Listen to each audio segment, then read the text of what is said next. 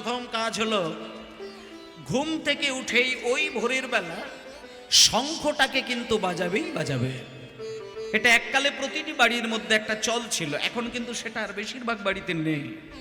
কিন্তু আমি আপনাদেরকে একটা দায়িত্ব দিয়ে দিই, হোমায়েরা, ঠিক 4টে যখন বাজবে ভোরের বেলায় আপনি বিছানা ত্যাগ করবেন, ঘুম থেকে জেগে উঠবেন, তারপরে সকালবেলার কিছু নিয়ম আছে সেগুলোকে সারবেন, তারপরে মন্দিরে গিয়ে 3 বার সুন্দর করে শঙ্খধ্বনিটা সংসারের মধ্যে করে দেবেন।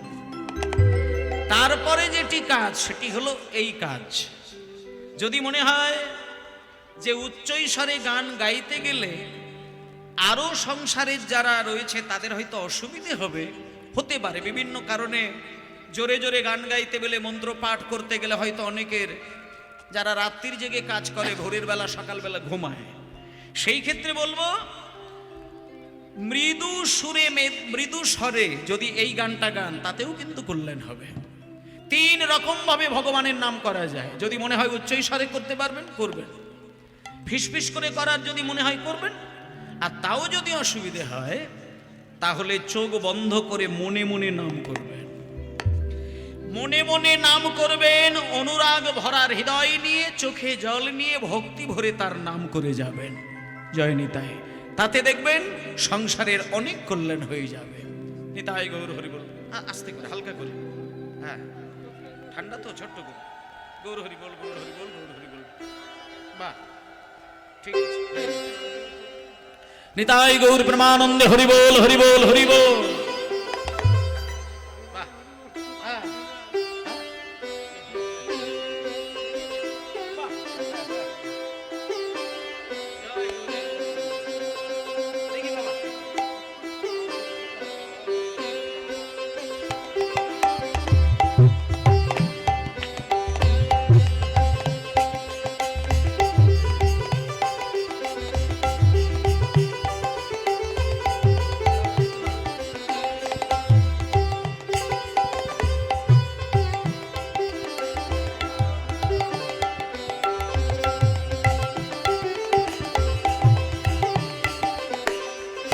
নিতাই গৌর হরি বল, গৌর হরি বল, গৌর হরি বল।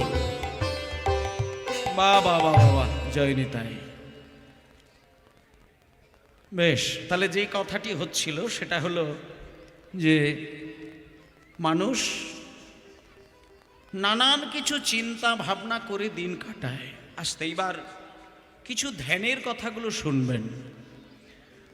প্রাকৃত জগতের সম্পদ হলো টাকা পয়সা, কিছু সোনাদানা, সামান্য কিছু জমি জায়গা আর গাড়ি বাড়ি। এইটুকু যদি কেউ তৈরি করতে পারে, মনে মনে একটা আনন্দ তৈরি হয় যে আমি রোজগার করে গাড়ি করেছি, বাড়ি তৈরি করেছি, কিছু জমি জায়গা তৈরি করেছি, সোনাদানা তৈরি করেছি, ব্যাংক ব্যালেন্স তৈরি করেছি, ব্যাস এটা হলো আমার পরিপূর্ণ রোজগারের একটা সম্পদ। কিন্তু মায়েরা, এগুলো হলো প্রাকৃত সুধা, প্রাকৃত সম্পদ। কিন্তু সেই সাথে সাথে তুমি অপ্রাকৃত জগৎ থেকে কি সঞ্চয় করলে সেটার হিসেব যদি এই বেঁচে থাকতে না করতে পারলে, তাতে কিন্তু তোমার মরণকালে গিয়ে কষ্ট করতে হবে। মানুষ 10 তলা 20 তলা বাড়ি তৈরি করার জন্য ভগবানের নাম তৈরি নয়। আসল রহস্যটা কোথায় দেখো? নেতাজি সুভাষচন্দ্র বসু, মা সারদা দেবী, চৈতন্য মহাপ্রভু, রামকৃষ্ণদেব, রাজা রামমোহন রায়, এনারা আলাদা আলাদা করে আমাদের জন্য সোনাদানা জমি জায়গা কিন্তু দিয়ে যায়নি। কিন্তু বৎসরে একটি করে দিন আমাদের কাছে আসে, যে দিনটা ওনাদের কথা স্মরণ নিতে গেলে আমাদের চোখে জল এসে যায়। ক্ষুদিরাম বসু তিনি হাসি মুখে বিদায় নিয়েছেন এই ভারতবর্ষের মাটি থেকে, কিন্তু সকল ভারতবাসী ক্ষুদিরাম বসুর বিশেষ একটা দিন আসলে পরে আমরা তার মাল্য দিতে গিয়ে মূর্তিতে হৃদয়টা কিন্তু ভিজিয়ে ফেলি। কেন না, তিনি প্রাকৃত জগতের টাকা পয়সা দেবার জন্য তিনি পৃথিবী ছাড়েননি, তিনি আমাদের জন্য যেটা দিয়েছেন সেটা ভাবলেই আমাদের চোখে জল এসে যায়। তাই মায়েরা, কোনো বাবা যদি ছেলের জন্য 1 কোটি টাকা 10 কোটি টাকা রেখে যায়, সেই বাবা যদি হঠাৎ করে মারা যায়, 1 বছর 2 বছর কি 3টে বছর বাবার জন্মদিন কি মৃত্যুদিন পালন করেন, কিন্তু সারাটা জীবন তাকিয়ে দেখবেন 10 কোটি টাকা দাদু নাতির জন্য রেখে দিয়ে গেলেও, বাবা ছেলের জন্য রেখে দিয়ে গেলেও, ওই ছেলেটা সারাটা জীবন কিন্তু বাবার কথা মনে করে একটা দিন মৃত্যুদিন কটা ছেলে বাড়িতে কান্নাকাটি করে দেখবেন। কিন্তু বাবার ধন সম্পত্তি নিয়েই কিন্তু নিজে রাজা হয়েছে। তাহলে প্রাকৃত জগতের সম্পত্তির মালিক হলেও তার সেই পরম আনন্দটা কিন্তু হৃদয়ে ধরা যায় না। একমাত্র প্রাকৃত সম্পদের মালিকের সাথে সাথে নিত্যদিন সকালবেলায়, দুপুরবেলায়, সন্ধ্যাবেলায়, এই ত্রিসন্ধ্যা কালে যদি তার চরণে একটুখানি নিজের মনটাকে সমর্পণ করে দেওয়া যায়, কোনো না কোনো দিন আপনি অপ্রাকৃত জগতের মালিক হবেনই হবেন, অবশ্যই হবেন। যিনি অপ্রাকৃত জগতের মালিক হতে পেরেছেন একমাত্র তিনি জানেন এই প্রাকৃত সুখ আর অপ্রাকৃত সুখ আকাশ পাতাল তফাৎ। মরণের দিনে সংসারের প্রত্যেকটি মানুষের দিকে তাকিয়ে দেখলে আপনি সেই ক্ষণে চিন্তা করে দেখবেন আপনার সমস্ত কাজকর্ম আপনার সারা হয়ে বসে আছে। তাহলে আপনি জগৎ ছেড়ে যেদিন বিদায় নেবেন, সংসারের সমস্ত কাজ যদি আপনি দায়িত্বপূর্ণভাবে পালন করে রেখে দিয়ে জগৎ ছাড়েন, সেদিন আপনার মনে হবে আমার এই মৃত্যু অনেক সুখের মৃত্যু, আনন্দের মরণ, আমি মরে গিয়ে স্বর্গে শান্তি পাব। তাই বাড়ির মালিক যখন মারা যায় তার মরে যাওয়াটা যন্ত্রণা নয়, যন্ত্রণাটা বাড়িতে রেখে দিয়ে যদি মরে সেটাই হচ্ছে মৃত্যু যন্ত্রণা। ছেলে পুলে থাকবে, নাতি নাতনি থাকবে, বউ বাচ্চা থাকবে, আত্মীয় স্বজন থাকবে, কিন্তু মরে যাওয়ার সময় কিছু যন্ত্রণা যদি তাদের জন্য রেখে দিয়ে যায় সেটা হলো মৃত্যু যন্ত্রণা। এটা যদি তোমার না থাকে, তোমার দেখবে মৃত্যুর দিনে তোমার পরম শান্তি অনুভব হবে। তাই জন্য বলেছেন মুনি ঋষিগণ যে ওরে মানুষ কুলে যখন জন্মগ্রহণ করেছিস, জন্মের দিনে কেঁদেছিস, সংসারের ঘানি টানতে টানতে কেঁদেছিস, ভালোবাসার মানুষকে ভালোবেসে বুকে টেনে নেওয়ার পরে শেষের দিনে গিয়ে যখন তারা আঘাত করেছে সেদিন গুমড়ে গুমড়ে লুকিয়ে লুকিয়ে কেঁদেছিস, আর আজকে মৃত্যুর দিনেও তুই কাঁদবি? কাঁদিস না, মরণের দিনে কাঁদিস না রে। এমন একটা কর্ম করে দিয়ে জগৎ ছেড়ে চলে যা যাতে তুই হাসতে হাসতে জগৎ ছাড়বি, জগতের মানুষ তোর কথা মনে করে কাঁদবে। সেটাই হলো আসল মানুষ। আর সেই মন্ত্র শেখানোর জন্য আমার এই বাংলার ঘরে জন্মগ্রহণ করেছেন আমার সচী মায়ের ছেলে, নাম হলো নিমাই।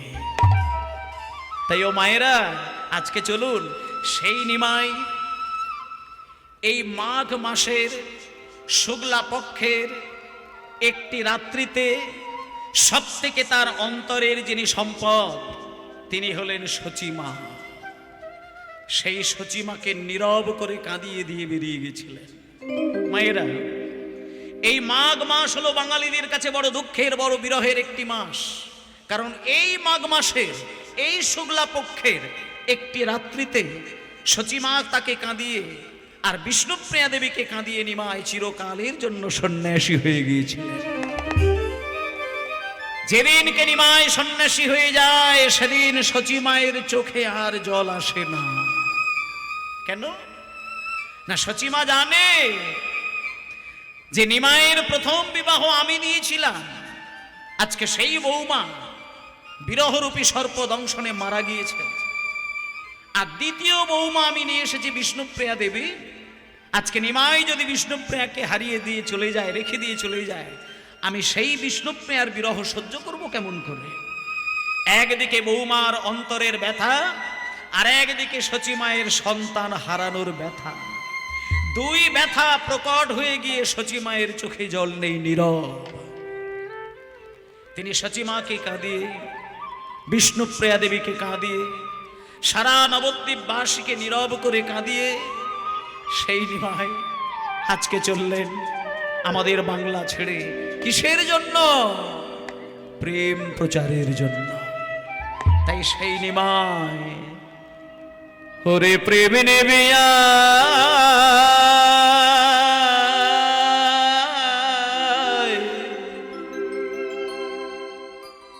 ওরে প্রেম নেবে আয় বদন ভরে, বলে রে হরি না।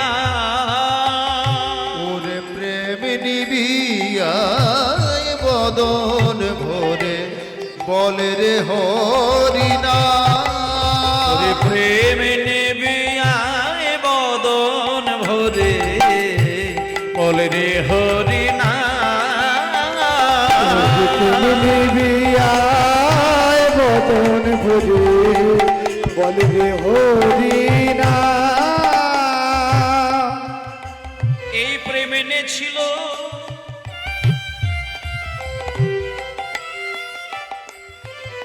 বাহ, এই প্রেম এনেছিল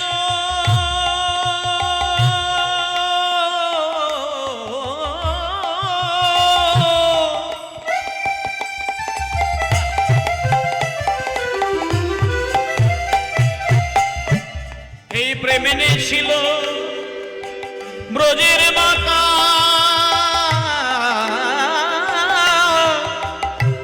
সোনার নদিয়া।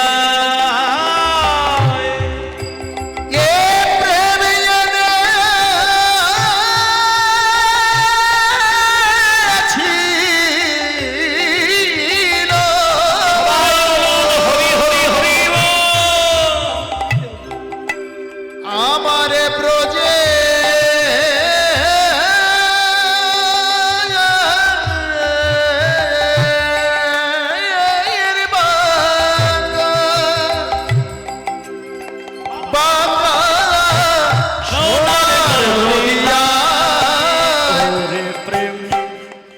ওরে প্রেম, ওরে প্রেম, ওরে প্রেম, প্রেম প্রেম প্রেম প্রেম প্রেম, ওরে প্রেম নিবি আয় বদন ভরে, বলে রে হরি না।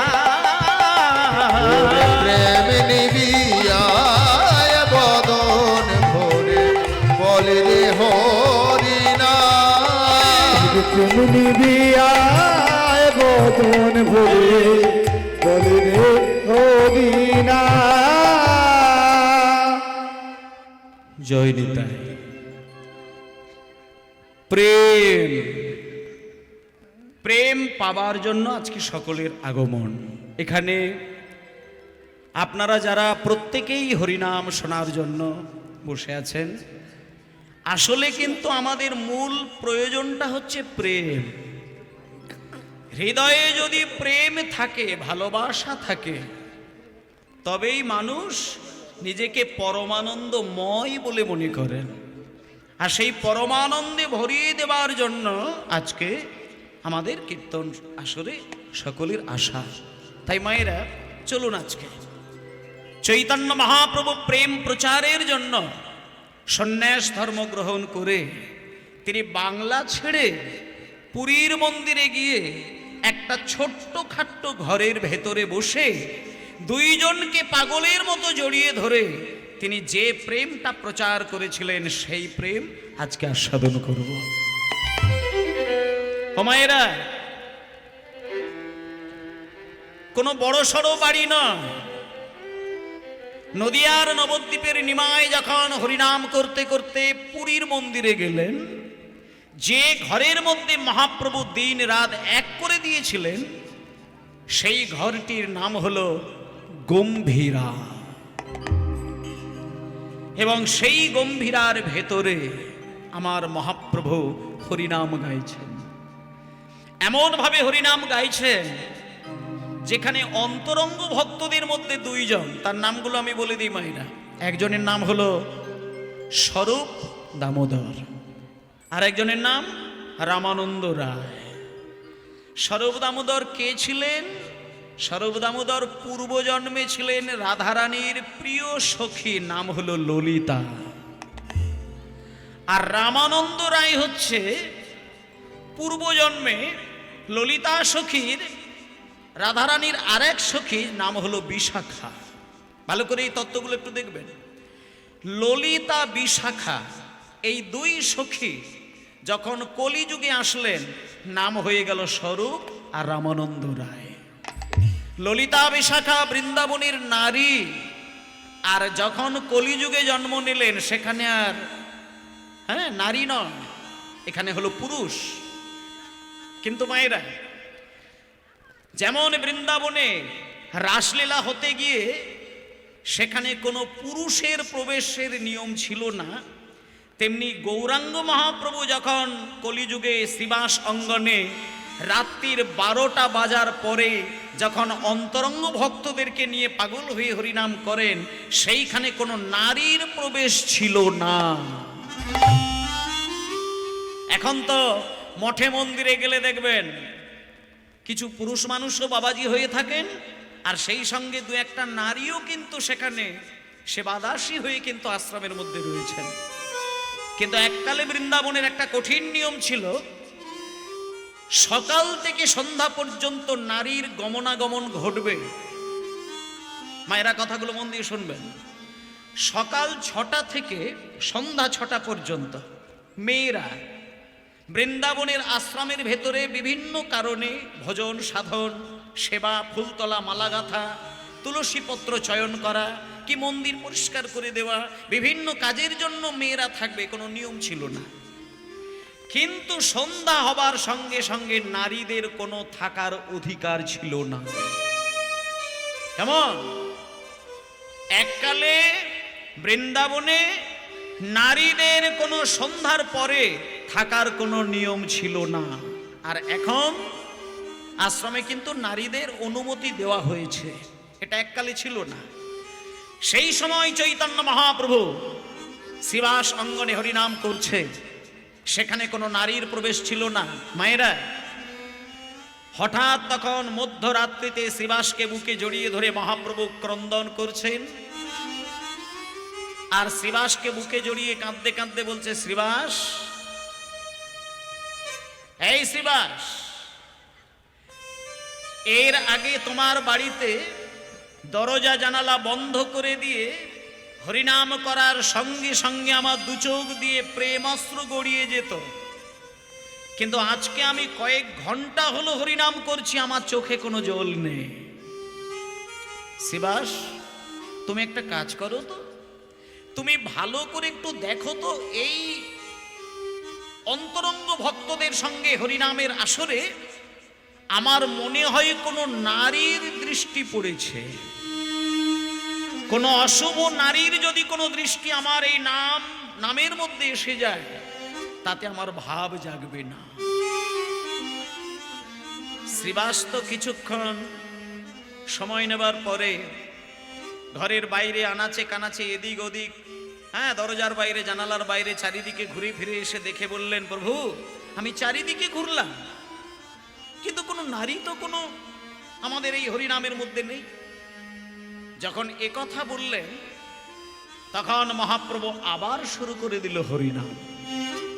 আবারও কিছুক্ষণ হরিনাম করার পরে মহাপ্রভু বললেন, শ্রীবাস, আমার বিশ্বাস আমার আজকের এই হরি নামে কোনো নারীর দৃষ্টি পড়েছে। তুমি ভালো করে একটু খেয়াল করে লক্ষ্য করে দেখো, কোন নারী আমার এই হরিনামকে নষ্ট করছে। শ্রীবাস ভালো করে তন্ন তন্ন করে খুঁটিনাটি বিচার করে বিশ্লেষণ করে দেখলেন, মায়েরা, ওমা, মহাপ্রভু শ্রীবাসের যে ঘরের ভেতরে হরিনাম করছিলেন, ওই ঘরের একটা দিকে ছিল একটা বাঁশের খাট, যেটা তক্তপোষ বলা হয়। তা হঠাৎ শ্রীবাস পণ্ডিত ওই বাঁশের খাটের তলার দিকে যখন নিচু হয়ে দেখল ওই বাঁশের তক্তপোষের তলার একেবারে ভেতরের কোণের দিকে একটা একটা ঝুড়ি উপুর করা রয়েছে। শ্রীবাসের সন্দেহ হলো, ওই ভেতরে গিয়ে যেই ঝুড়িটাকে খুলেছে দেখলো ঝুড়ির ভেতরে একটা ঘোমটা দেওয়া বুড়ি বসে রয়েছে। এইবার শ্রীবাস যখন ওই বুড়ির ঘোমটাটা তুলল, দেখলো ওই বুড়ি আর কেউ নয়, উনিই হলেন শ্রীবাসের শাশুড়ি। তাহলে ওই খাটের তলায় একটা ঝুড়ি, তার ভেতরে রয়েছে একজন বুড়ি, যিনি হলেন শ্রীবাসের নিজের কে শাশুড়ি। তখন শ্রীবাস রেগে গেলেন। শ্রীবাস পণ্ডিত বললেন, মা, আমার বউয়ের মা, তার মানে সম্পর্কে আপনিও আমার মা। সেই জন্য আমি বেশি কিছু বলছি না, শুধু একটা কথা বলে দিচ্ছি, শেষবারের মতো আজকে যে কাজটি আপনি ঘটিয়েছেন, এই কাজ যদি দ্বিতীয় দিন কোনোদিন করেন, তাহলে কিন্তু আপনাকে আমি সম্মান দিতে আর বাধ্য হব না। এই মুহূর্তে আপনি ঘর থেকে বেরিয়ে যান। সেই শাশুড়ি মা বেরিয়ে গেলেন। এখানে একটা দৃষ্টান্ত দেখাচ্ছে, তোমার যদি ভেতরের চিন্তা অশুভ হয়, তোমার যদি ভাবনা চিন্তার মধ্যে জটিলতা তৈরি হয়, তোমার যদি অশুভ চিন্তা নিয়ে কোনো বৈষ্ণবের হরিনামকে যদি নিন্দে করো, তাহলে তোমার দ্বারা হরিনামের অসম্মান হবে। আর সেই অসম্মান করা হরিনামের ক্ষেত্রে যদি হরিনামকে তুমি নষ্ট করো, তাহলে তোমাকে অপরাধী হতে হবে। তাই ভক্তমণ্ডলী মায়েরা, এখানে এই যে কীর্তন গান হচ্ছে, প্রত্যেকটা মানুষের সেই দায়িত্ব নেওয়ার দরকার যে হরিনাম আলাদা কোনো অনুষ্ঠান নয়, হরিনাম হচ্ছে চৈতন্যদেবের হৃদয়ের নিজস্ব সম্পদ। এটা যে যত বেশি বেশি করে মন প্রাণ দিয়ে হৃদয়ে আস্বাদন করবেন, সে তত বেশি এই জগতে দাঁড়িয়ে থেকে অপ্রাকৃত জগতের সুধাটাকে হৃদয়ে ধারণ করবে। তাই ভক্তমণ্ডলী মায়েরা, আজকে সেই মহাপ্রভু এইভাবে শ্রীবাসের ঘরে হরিনাম করতে করতে যখন সন্ন্যাসী হয়ে গেলেন, তখন পুরীর মন্দিরে গিয়ে একটা ছোট্ট ঘর, যে ঘরটির নাম হলো গম্ভীরা। মায়েরা, আপনারা যদি কোনোদিন কোনো কারণের জন্যে পুরীর মন্দিরে যান, সমুদ্রে স্নান করুন, তাতে দুঃখ নেই, কিন্তু এটা খেয়াল করবেন, সমুদ্রে স্নান করে জগন্নাথ মন্দিরে যেখানে যাচ্ছেন, এই সমুদ্রে কিন্তু চৈতন্য মহাপ্রভু স্নান করেছেন।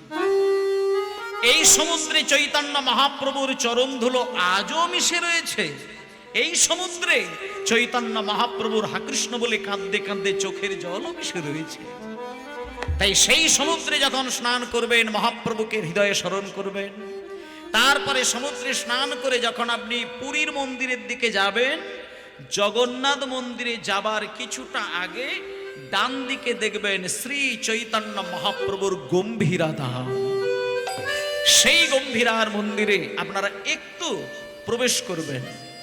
তার কারণ বলে দিই, যে গম্ভীরায় আপনাকে আমি যাবার কথা বলছি, সেই গম্ভীরায় চৈতন্য মহাপ্রভু একদিন, দুদিন, এক মাস নয়, টানা 12টা বছর চোখের জলে সারা মন্দির ভাসিয়েছিলেন। এবং সেখানে সকল ভক্তগণ আজও গিয়ে পাগল হয়ে কেঁদে কেঁদে একটাই কথা বলেন, আধার জামি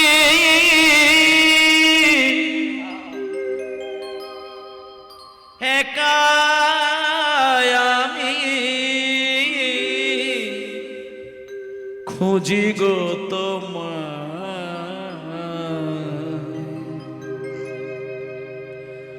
হাত ধরে পার করে নিও গো আমার, হাত ধরে পার করে নিও গো আমার, আধার জামি একা আমি খুঁজি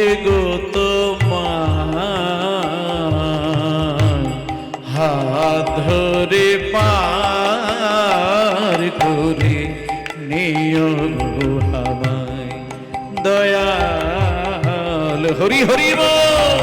ধরে পার করে নিও গো আমায়।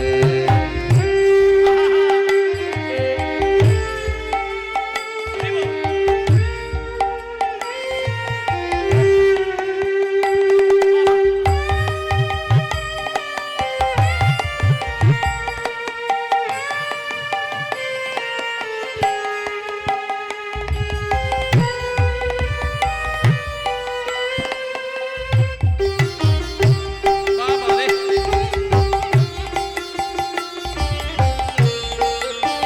হরি বল। পিতা মাতা ভগিনী ভ্রাতা দুটি দিনের দেখা, শেষের দিনে স্বজন বিনে যেতে হবে একা। পিতা মাতা ভগিনী ভ্রাতা বাহ! দুটি দিনের দেখা, শেষের দিনে স্বজন দিনে যেতে হবে একা। ভক্তমণ্ডলী মায়েরা, একটা কথা চিন্তা করে দেখবেন, সংসারের যখন কোনো কাজ করবেন তখন আপনার অন্যান্য কোনো অশুভ চিন্তা কিন্তু মাথায় মনেও আসবে না। আপনি যে কোনো সংসারের কর্ম করবেন, খারাপ চিন্তাগুলো চট করে কিন্তু আপনার মাথায় আসবে না। কিন্তু সবকিছু ছেড়ে দিয়ে মন্দিরে গিয়ে যখন জপের মালায় নাম করা শুরু করবেন, আপনার অজান্তেই দেখবেন খারাপ খারাপ চিন্তাগুলো আপনার মনে বেশি বেশি করে খোঁচা দেবে। তাহলে এগুলো কেন হয়?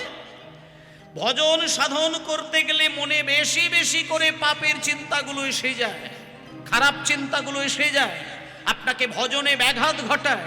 এর কারণ হচ্ছে আপনি মোহ মায়া থেকে এখনো বেরিয়ে আসতে পারেননি। সংসারকে যত বেশি ভালোবেসেছেন তত বেশি এখনো গোবিন্দের চরণকে ভালোবাসতে পারেননি।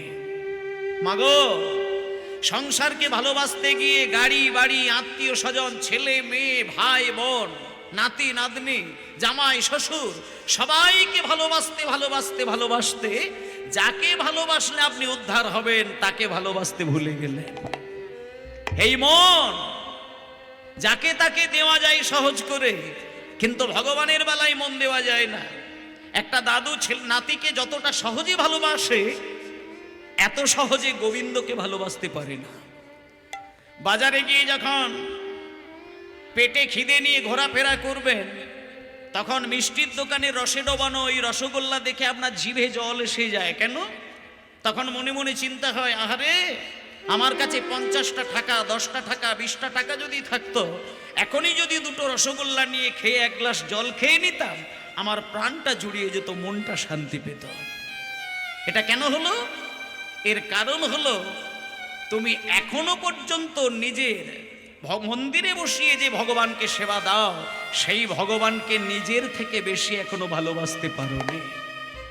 আমি অনেক মাকে দেখেছি, পেটের খিদে সহ্য করে 5 বছরের ছেলের জন্য খাবার বাড়িতে নিয়ে আসে। অনেক ভালো ভালো জিনিস ছেলের জন্য নিয়ে আসবে, কিন্তু নিজেকে কষ্ট সহ্য করেন। এর কারণ নিজের থেকে বেশি কোলের বাচ্চাটাকে অনেক ভালোবাসা দেখানো যায়।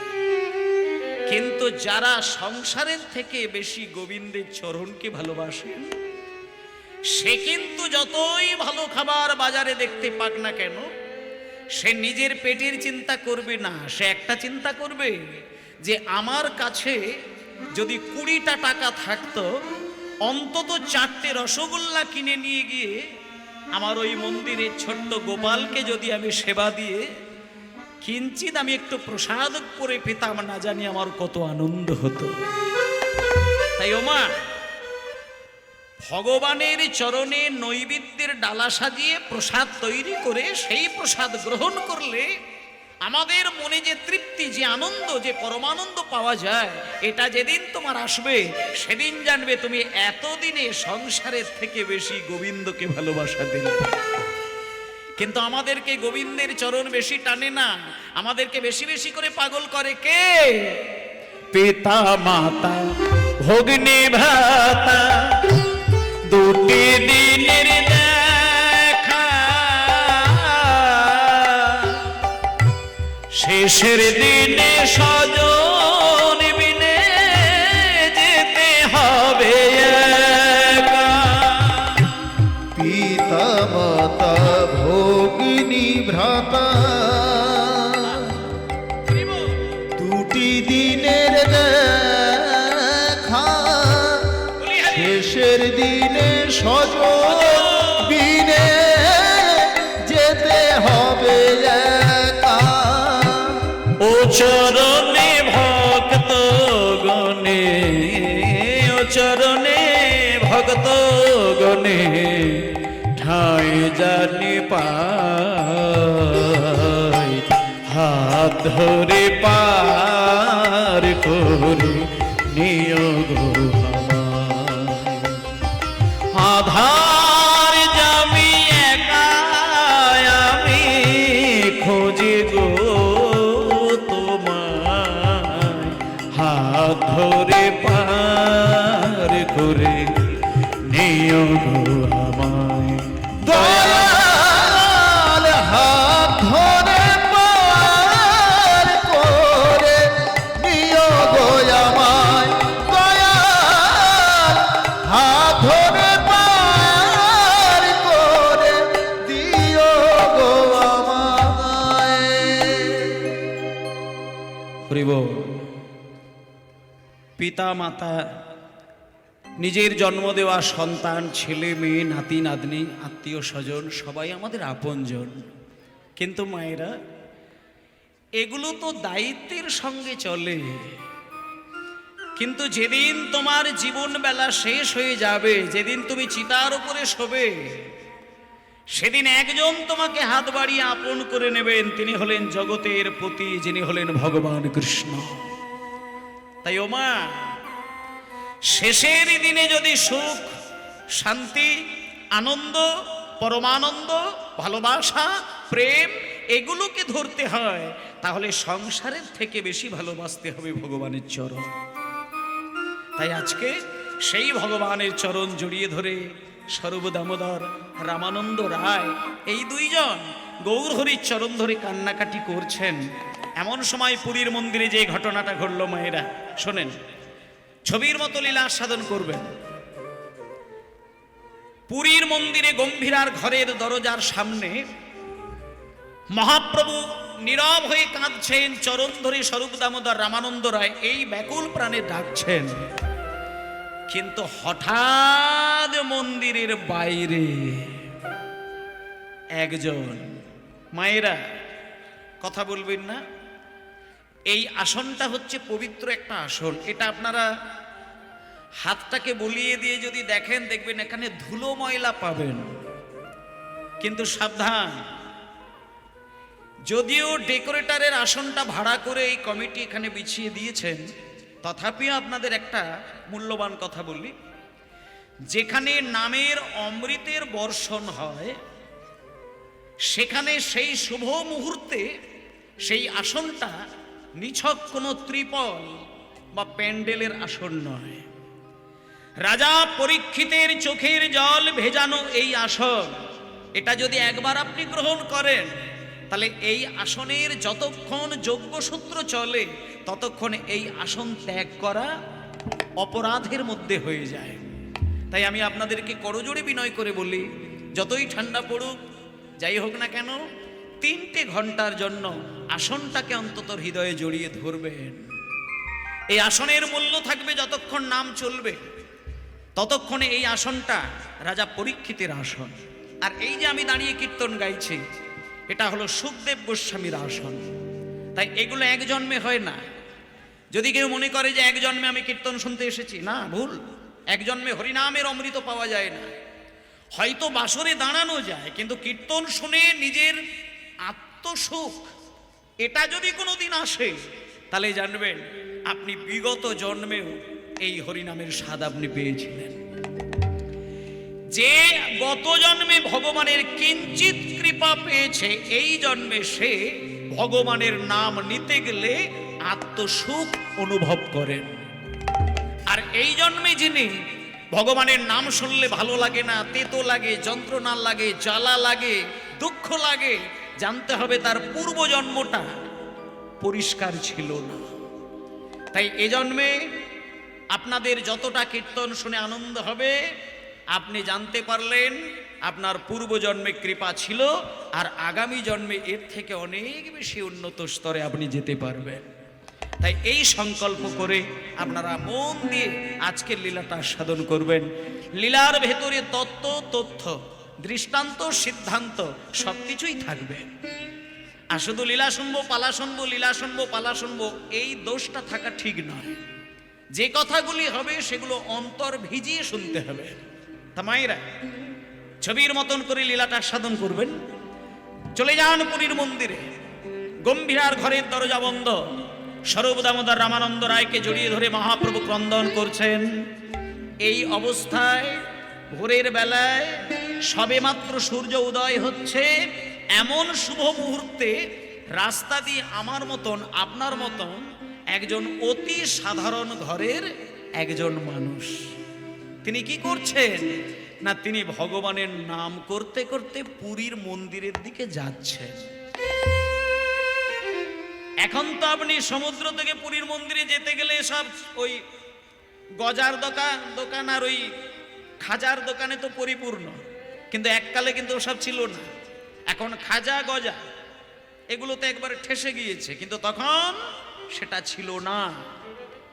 তা আজকে যদি আপনারা সেখানে যান, ওই গজার দোকান, খাজার দোকান, নানান কিছু দোকানের মধ্য দিয়ে ডান দিকে খেয়াল রাখবেন একটা গম্ভীরা ধাম। সেই গম্ভীরা ধামে একটা অলৌকিক ঘটনা ঘটেছিল।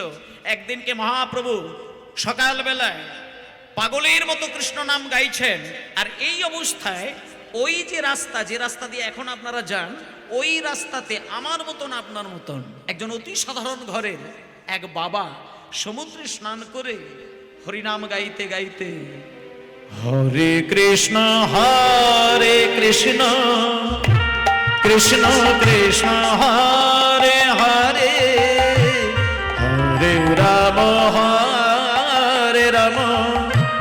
রাম রাম হরে হরে।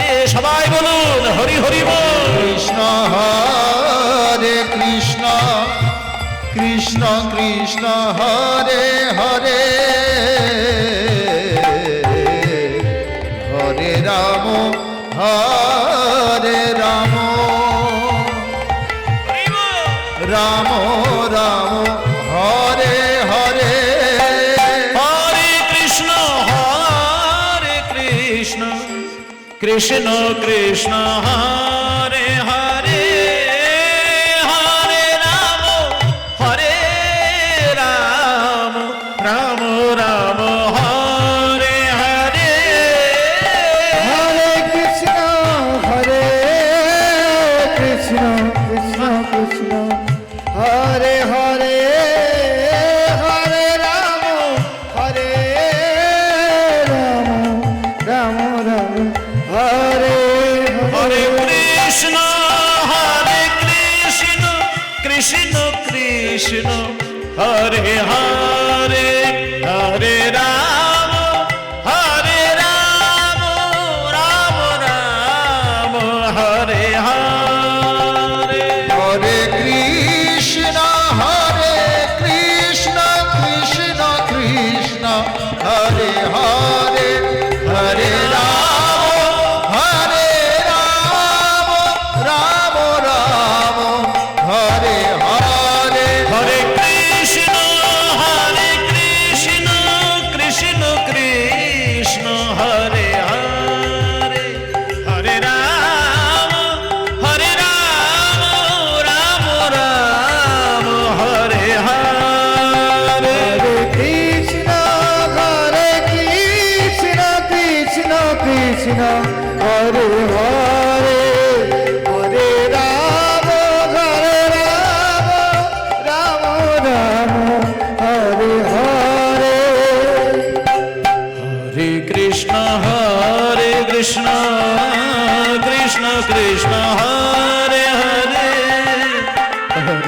রাম হরে রাম, রাম রাম হরে হরে, হরে কৃষ্ণ হরে কৃষ্ণ কৃষ্ণ কৃষ্ণ হরে হরে, হরে রাম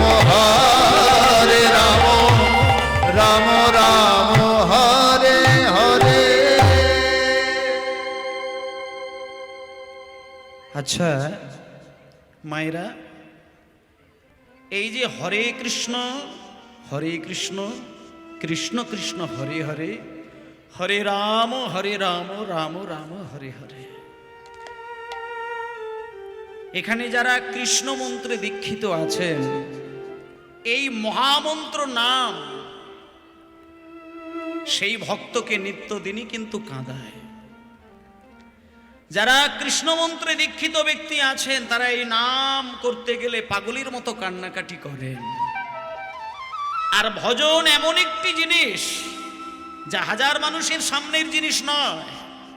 একাসনে বসে দরজা জানালা বন্ধ করে এই নাম যদি উচ্চৈস্বরে বা মনে মনে করা যায়, নিজের প্রেমের জালে, নিজের প্রেমের বন্ধনে নিজেকে জড়িয়ে চোখের জলে নিজের অঙ্গ ভেসে যায়। তাই ভক্তমণ্ডলী মায়েরা, অনেক মানুষকে দেখবেন জপের মালায় নাম করতে করতে চলে, অনুরাগী ভক্ত যদি হয়, চোখ থেকে দেখবেন বিন্দু বিন্দু জল গড়িয়ে যায়, অন্তত নয়ন ভিজে যায়, সিক্ত নয়নে অনুরাগ ভরি কৃষ্ণ নাম গায়। তার ঠিক সেই রকমই চোখের জলে কাঁদতে কাঁদতে একজন সাধারণ মানুষ হরে কৃষ্ণ কৃষ্ণ কৃষ্ণ হরে হরে, হরে রাম রাম রাম হরে হরে। এই মন্ত্র কোনো কিছু ভেবে নয়, কে দেখলো, কে বুঝলো, কে শুনলো, কে না শুনলো, এটা চিন্তা করে তিনি গাইছেন না। তিনি শুধু জগন্নাথের চরণে আত্মনিবেদনের জন্য এই নাম গাইছেন। কিন্তু এই নাম পৌঁছে গেল মহাপ্রভুর কানে। খুব ধ্যান দিয়ে কথাগুলো অনুভব করবেন, উপলব্ধি করবেন। মায়েরা, রাস্তা দিয়ে সাধারণ মানুষ অনুরাগ ভরে এই নাম গাইছে, সেই নাম মহাপ্রভুর কানে গিয়ে হৃদয়কে গলিয়ে দিয়েছেন। আর সঙ্গে সঙ্গে মহাপ্রভু সর্বদামোদর আর রামানন্দ রায়কে ছেড়ে দিয়ে উন্মাদের প্রায় গোরা ছুটি ছুটি ধায় হরি বল। উন্মাদের প্রায় গোরা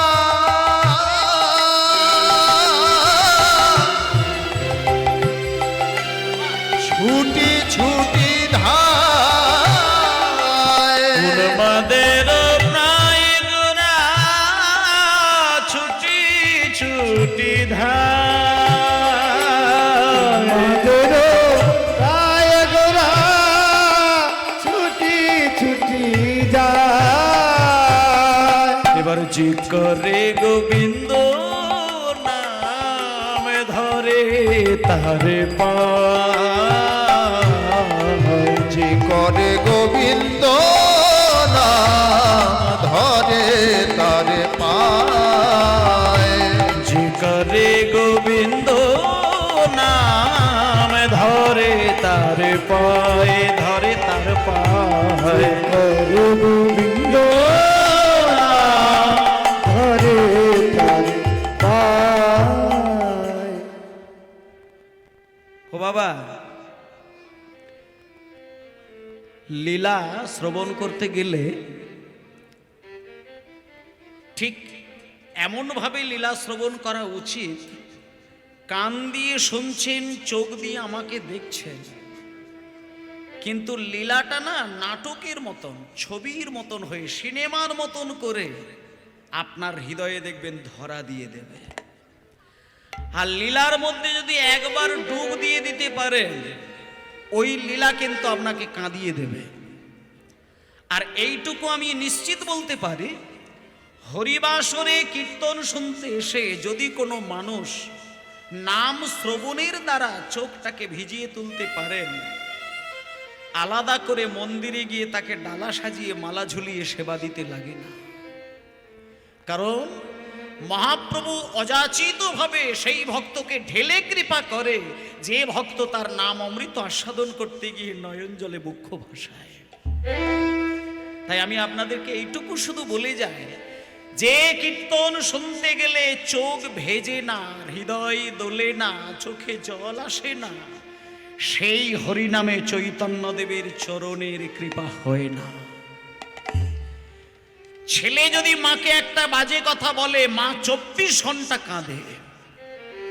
স্বামী যদি স্ত্রীকে নোংরা ভাষায় গালিগালাজ করে, বছরের পর বছর, মাসের পর মাস, স্ত্রী কাঁদতে কাঁদতে বালিশ ভিজিয়ে দেয়।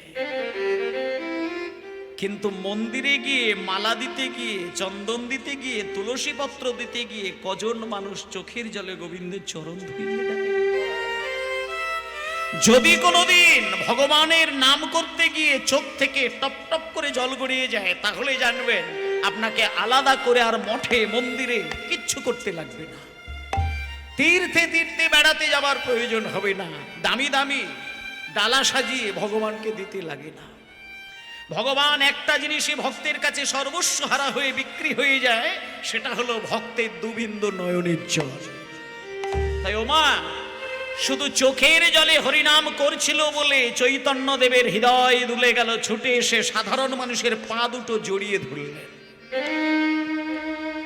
সাধারণ মানুষ বলছেন প্রভুর চোখের দিকে তাকিয়ে, শোনে চৈতন্য মহাপ্রভু তিনি হচ্ছেন ভগবান, আর যার পা জড়িয়ে ধরেছেন তিনি হচ্ছেন আমাদের মতো সাধারণ ঘরের একজন মানুষ। যেই তার পা দুটো জড়িয়ে ধরেছে মহাপ্রভু, সঙ্গে কি প্রভু আপনি আমার পা জড়িয়ে ধরেছেন? আপনি ভগবান, আপনি ভগবান, আপনি আমার পা ছেড়ে দিন, আপনি আমার পা ছেড়ে দিন। আপনি মহাপ্রভু বললেন, না গো, আমি তোমার পা ছাড়বো না। আমি এইটুকু অন্তত জানি, যারা চোখের জলে কৃষ্ণ নাম করে, আমি জানি সে নিশ্চয়ই কৃষ্ণের ঠিকানা জানে। হোমায়েরা, মহাপ্রভু আজকে সাধারণ মানুষের পা দুটো জড়িয়ে ধরে বলছে, শোনো গো, তুমি সকাল বেলায় সমুদ্রে স্নান করে জগন্নাথের পথে যেতে যেতে যেহেতু চোখের জলে কৃষ্ণ নাম করেছো, আমি জানি তুমি নিশ্চয়ই কৃষ্ণের ঠিকানা জানো। ওগো জানো যদি আমায় বলে দাও হে নিতাই গৌর হরি বল।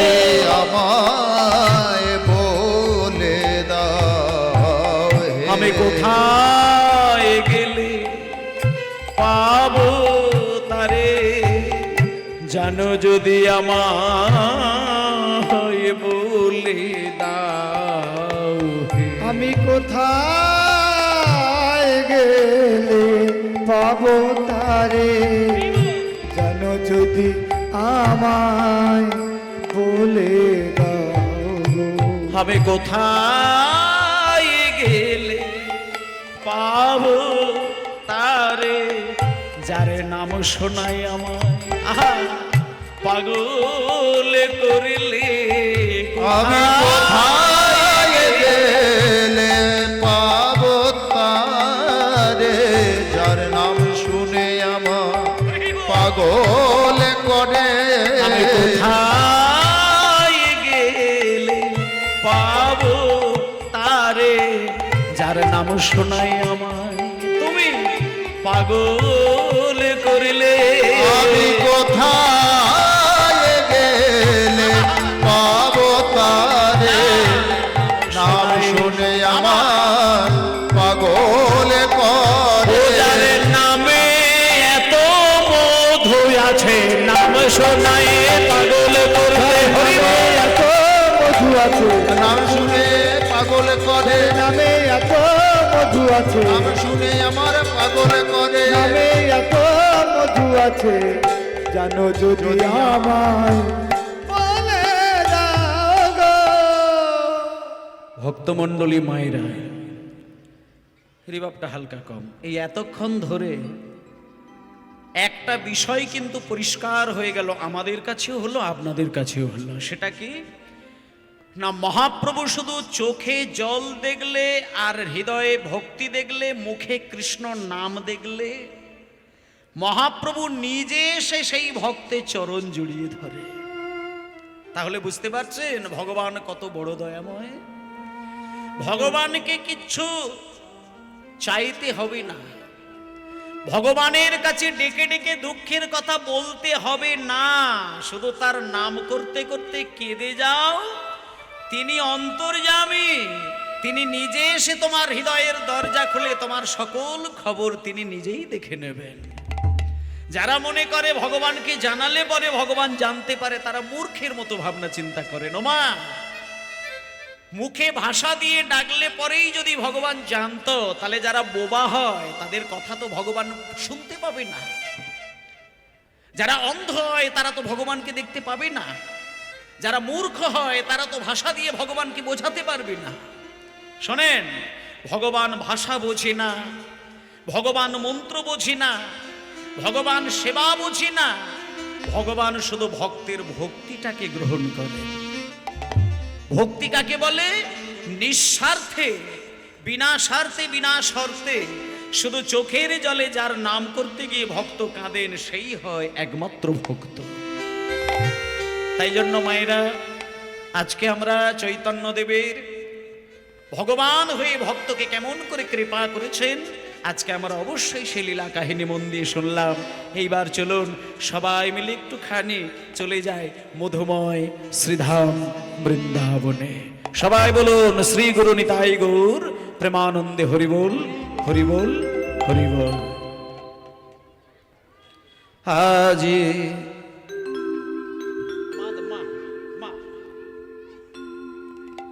আজি মুরলী বাজে প্রেম বৃন্দাবনে, বেশ নবয়ন রাগিনী শ্যাম সোহাগিনী, নবয়ন রাগিনী শ্যাম সোহাগিনী,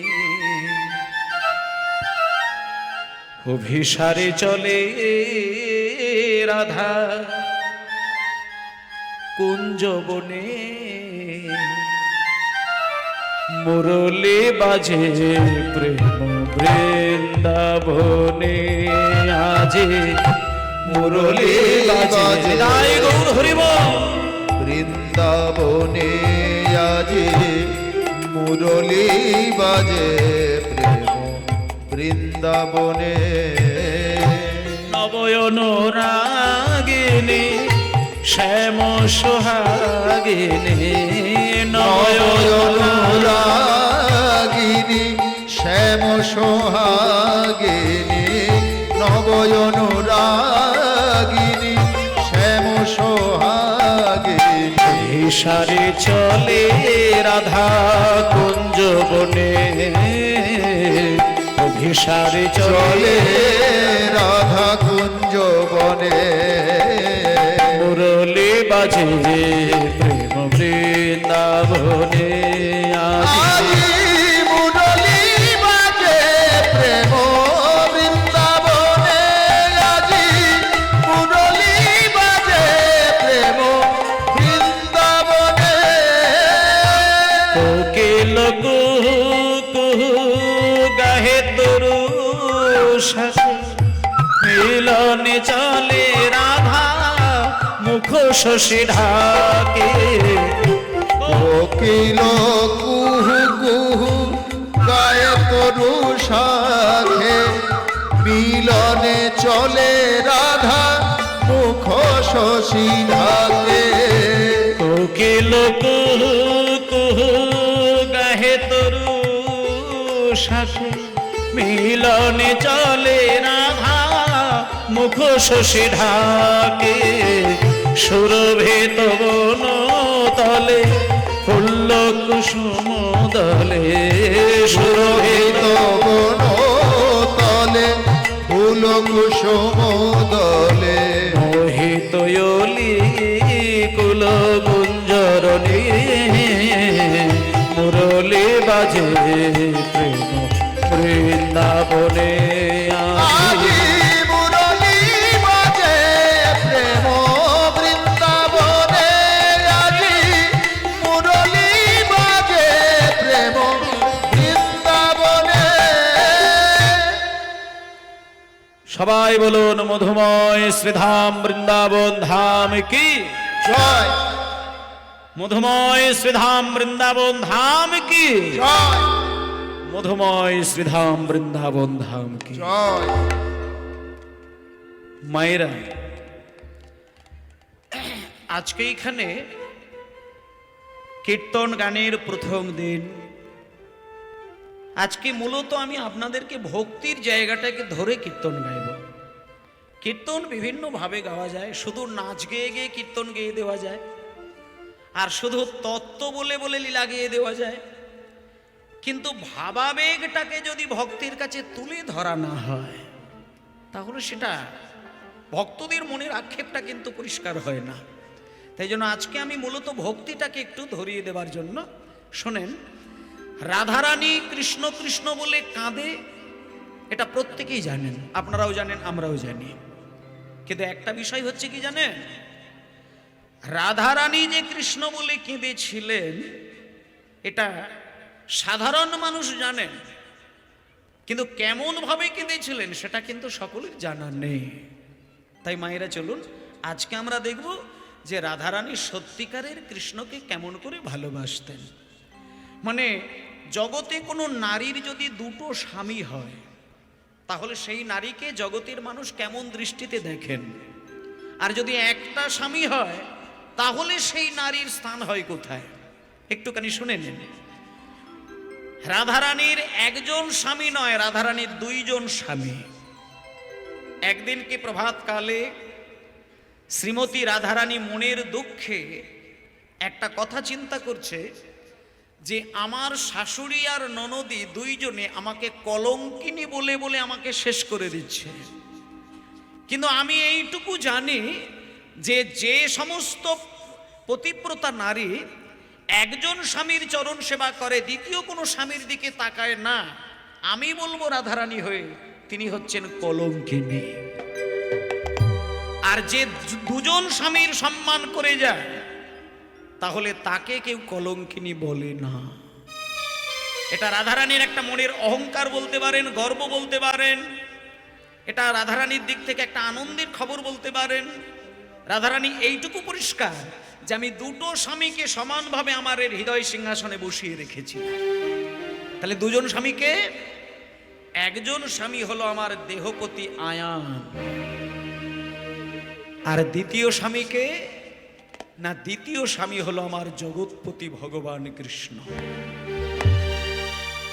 তাই মায়েদেরকেও কথা একটা বলি, দেহপতির ভালোবাসা, দেহপতিকে সেবা করা, দেহপতির সম্মান করা, এটা প্রত্যেকটি স্ত্রীর অবশ্যই কর্তব্য। কিন্তু সেই সাথে সাথে নিত্যদিন অন্ততপক্ষে মিনিমাম 3 বার যেমন আপনি দেহপতির সম্মান করছেন, সেবা করছেন, যত্ন নিচ্ছেন, দায়িত্ব পালন করছেন, তেমন আপনার আরেকটি দায়িত্ব হচ্ছে জগৎপতি ভগবান কৃষ্ণেরও সেবা করা, যেটা রাধারানী করে গিয়েছিলেন। তবুও কিন্তু রাধারানীকে সমানে দোষ পেতে হয়েছিল, কিন্তু রাধারানী তাতে কোনোদিন দুঃখ পায় না। তিনি হাসতে হাসতে, কাঁদতে কাঁদতে যখন যেটা মনে হতো সেটা ভাবতেন যে আমি আমার দেহপতি আয়ান, তার তো যত্নের ভুল ত্রুটি করিনি, আর গোলেগতিপতি ভগবান কৃষ্ণের চরণ সেবা তো আমি ভুল করিনি। তাই আমার শাশুড়ি ননদী আমার যতই দোষ দেখো, আমি কিন্তু দোষী নই, আমি কিন্তু কলঙ্কিনী নই। ও মায়েরা শোনেন, এখানে কারা কালী ঠাকুরের পুজো করেন, যারা দুর্গা পুজো করেন, যারা জগদ্ধাত্রী পুজো করেন, যারা একাদশীর ব্রত পালন করেন, যারা সূর্য পুজো করেন, প্রত্যেকের জন্য বলি একটা কথা। রাধারানী একদিন ভগবান কৃষ্ণকে পাবার জন্য ব্যাকুল হয়ে ক্রন্দন করেছিলেন কিন্তু কৃষ্ণ রাধারানীকে তার প্রতিদানে 100টা বছর ধরে এক জায়গায় কাঁদিয়েছিলেন, এবং তার জন্য রাধারানীর কি দশা হয়েছিল দেখুন মায়েরা। অনেকে মনে মনে চিন্তা করে না যে ভগবানকে যে বেশি ভালোবাসে ভগবান নাকি তাকে চরম কষ্ট দেয়। কিন্তু আপনাদের এই ক্ষেত্রে একটা কথা বলি, ও মা, ভগবানকে ভালোবাসলে ভগবান কষ্ট দেয় না। ভগবানকে যখন তুমি ভালোবাসবে তখন তার কাছে তুমি যখন কান্নাকাটি করবে, তোমাকে সচেতন হয়ে দেখতে হবে। তুমি আজকে মন্দিরে বসে কান্নাকাটি করতে গিয়ে চোখ থেকে যে জলটা তুমি মন্দিরে টপ টপ করে ফেললে, ওই জলটা যদি মায়ার কান্না হয় তাহলে কিন্তু ভগবান তোমাকে আরো বেশি ব্যথা দেবে। যে সন্তানের দুঃখ ভগবানের কাছে শোনাতে যায়, যে স্বামীর কষ্টের কথা ভগবানের কাছে কেঁদে কেঁদে বোঝাতে যায়, যে বিষয় সম্পত্তির জ্বালা যন্ত্রণার কথা ভগবানের কাছে বোঝাতে যায়, ভগবান তাকে আরো বেশি বেশি করে বিষয় জালে জর্জরিত হয়ে কাঁদায়। কিন্তু সবকিছুকে ভুলে কেউ যদি প্রেমের জালে ভগবানের কাছে কাঁদে, ভগবান তাকে পরম শান্তি দেয়। এবার আপনি বুঝবেন কি করে কোনটা মায়া কান্না কোনটা প্রেমের কান্না? চামড়ার চোখ তো একটাই থাকে, জল কিন্তু দুই রকমের বয়ে যায়। আপনি যদি কোনোদিন ভগবানের কাছে চোখ বন্ধ করে ভগবানকে নানান কথা বলতে গিয়ে যদি দেখেন আপনার চোখ থেকে এক বিন্দু জল গড়িয়েছে, কিন্তু জলটা গরম জল, আর ওই জল যখন আপনার জিভের উপরে পড়বে জলের স্বাদ হবে হালকা নোনতা স্বাদের, তখন আপনি জানবেন ওটা আপনার ভগবানকে ভালোবাসার কান্না নয়। ভগবানকে ভালোবেসে যে ব্যক্তি কান্নাকাটি করে, ভগবানকে প্রেমের ডোরে বেঁধে যে ব্যক্তি ভগবানের উদ্দেশ্যে কাঁদেন, সেই চোখের জল কোনোদিন নোনা স্বাদের হয় না, সেই চোখের জল কোনোদিন গরম জল হয় না, সেই জল হবে ঠান্ডা বরফের মতো। সেদিন জানবেন আপনি এতদিনে ভগবানকে ভালোবাসলেন। ওমা, যেটা শ্রীমতী রাধারানী করেছিলেন। ঠায়ে বসে নিজের পতি দেবতা ভগবান কৃষ্ণের জন্য 100 বছর কেঁদেছিলেন। কিন্তু মায়েরা, ভোলানাথের পুজো যারা করেন, একটুখানি একটা কথা বলি, শিব ঠাকুর হচ্ছেন পরম বৈষ্ণব। শিব একজনের জন্য কাঁদে, সেটা হলো পরম ব্রহ্ম কৃষ্ণ। এই যে অনেকে শিবের মাথায় জল ঢালে ভালো স্বামী পাবার জন্য, একটা কথা বলি, বর পাবার জন্য শিবের মস্তকে জল ঢালা হয় না, স্বামীকে ভালো রাখার জন্য শিবের চরণে জল ঢালা হয় না। শিব হচ্ছেন শ্রেষ্ঠ বৈষ্ণব। তিনি বৈরাগ্য জানেন, ত্যাগ জানেন, ভোগকে সরিয়ে দিয়ে বৈরাগ্যকে সর্বোচ্চ স্তরে রাখতে জানেন।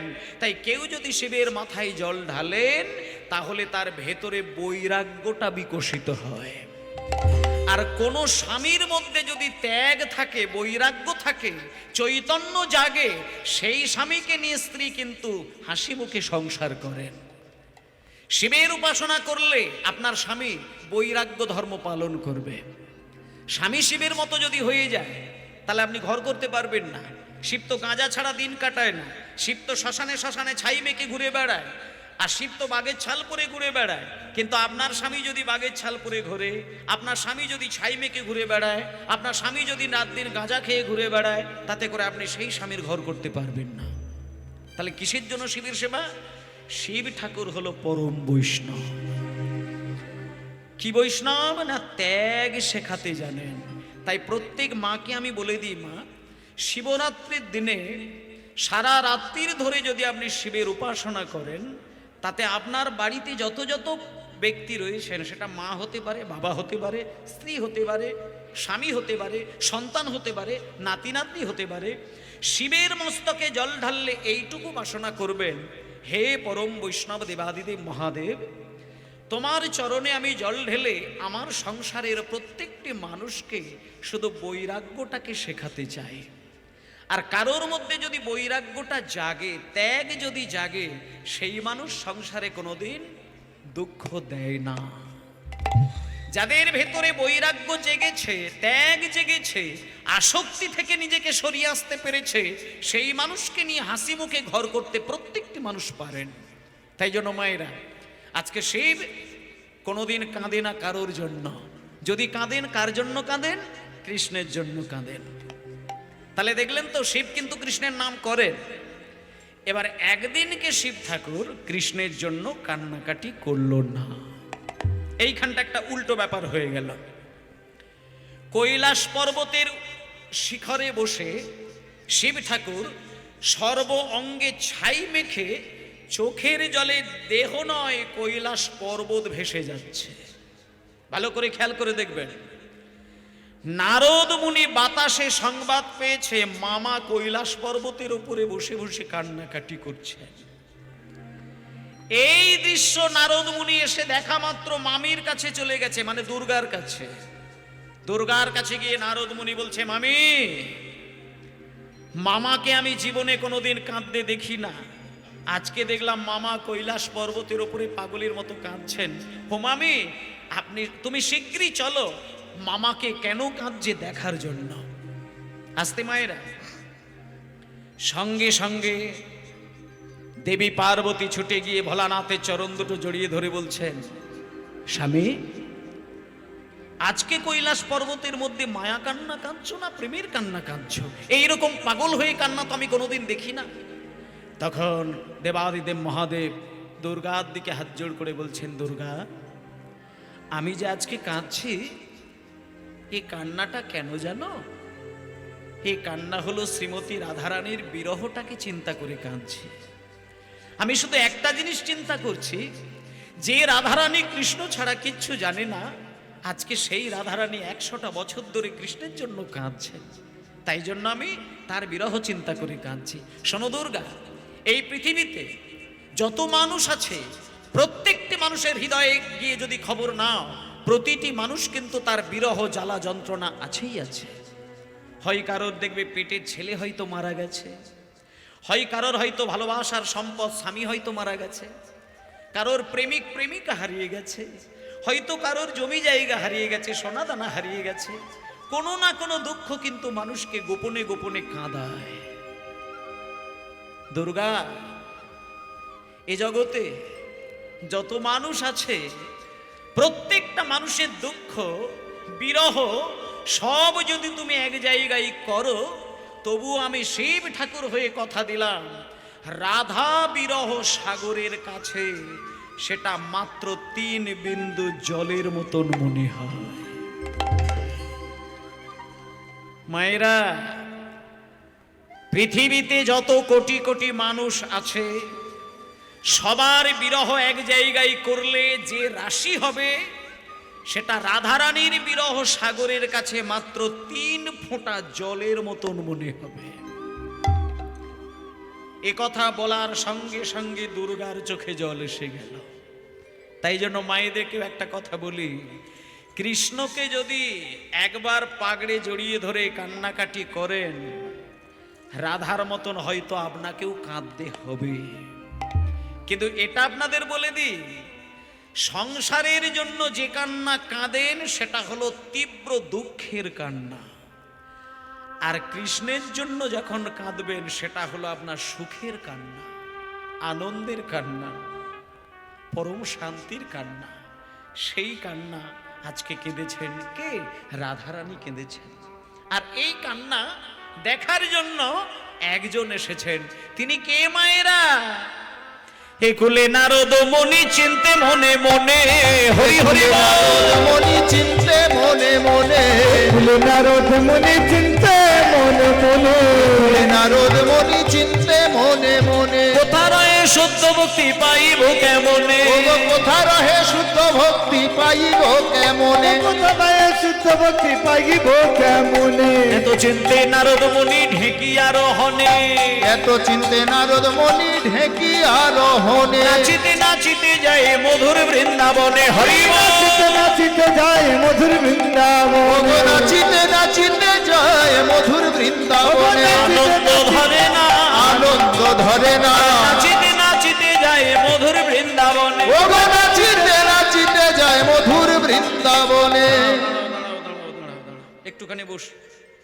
দাঁড়াও, নারদ মুনি, এখানে যারা যারা বয়স্ক মা বাবা আছেন তাদের জন্য একটা কথা বলি। আমারও বয়স তো মানে এখানে তো 200-300 বছরের কোনো বয়স্ক মানুষ নেই, হয়তো খুব বেশি হলে 90 বছরের বয়স্ক মানুষ আছেন। একটুখানি শোনেন হোমা, এই 90 বৎসর 95 বৎসর বয়সে আপনাদের মনে আছে কিনা জানি না, একটা ছোট্ট কথা বলি, যারা বয়স্ক মা বাবা আছেন বলে দিই।